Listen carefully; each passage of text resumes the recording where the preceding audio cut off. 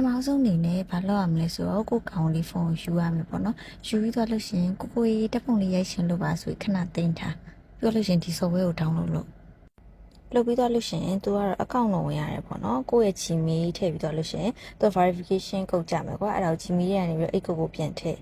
ပြီးတော့လို့ရှိရင်ကိုနာမည်ထည့်ပြီးတော့လို့ရှိရင်ဒီဟာ setup လုပ်တာပြီးသွားပြီပေါ့နော်ပြီးရင်အဲ့ account ကိုဒီထဲမှာပြန်ဝင်ရမယ်ပေါ့နော်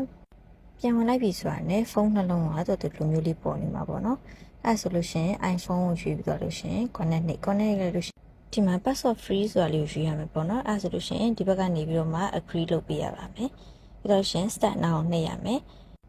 ပြီးရင် why using the app ကိုနှိပ်ရမယ်ပြီးရင် I already know ကိုနှိပ်ရမယ်အဲ့ဆိုလို့ရှိရင်သူတို့ကချိတ်တော့မှာပေါ့နော်ပြီးရင်ဒီဘက်က start now ကိုနှိပ်လိုက်လို့ရှိရင်အဲ့ဒါချိတ်သွားပြီပေါ့နော်ဒီမှာ start now ကိုပဲနှိပ်ရမယ်ဒီဘက်မှာကျတော့ allow ကိုနှိပ်ရမယ်ပေါ့နော်အဲ့ဆိုလို့ရှိရင်ရသွားပါပြီဒီဘက်ဖုန်းရွှေ့ရတဲ့ဟာတွေအကုန်လုံးကိုဟိုဘက်ဖုန်းမှာပေါ်နေမှာပေါ့နော်ဒီဘက်ကြည့်နေတဲ့ဖုန်းကနေပြီးတော့မှပုံလေးတွေဆွဲလို့ရမယ်ပြီးရင် text လေးတွေမြားလေးအဲ့လိုမျိုးလေးတွေထည့်လို့ရတယ်ပေါ့နော်အဲ့ဒါကိုဒီဘက်ကနေစိုက်သလိုဆွဲပြီးတော့လို့ရှိရင်ဖြတ်ချင်လို့ရှိရင် clear အောင်နှိပ်လိုက်လို့ရှိရင်သူပြန်ပြတ်သွားပြီပေါ့နော်ပြီးရင်မကြည့်ချင်တော့ဆိုဒီဘက်ကနေအပ်နှိပ်လိုက်လို့ရပါတယ်နော်ဒီဟာလေးတွေကတော့ wifi ဒါမှမဟုတ်လို့ရှိရင် data တော့ရှိဖို့လိုတယ်ပေါ့နော်တောက်လျှောက်ရှိနေမှဒီဟာလေးကအဲ့လိုမျိုးကြည့်လို့ရမှာပေါ့နော်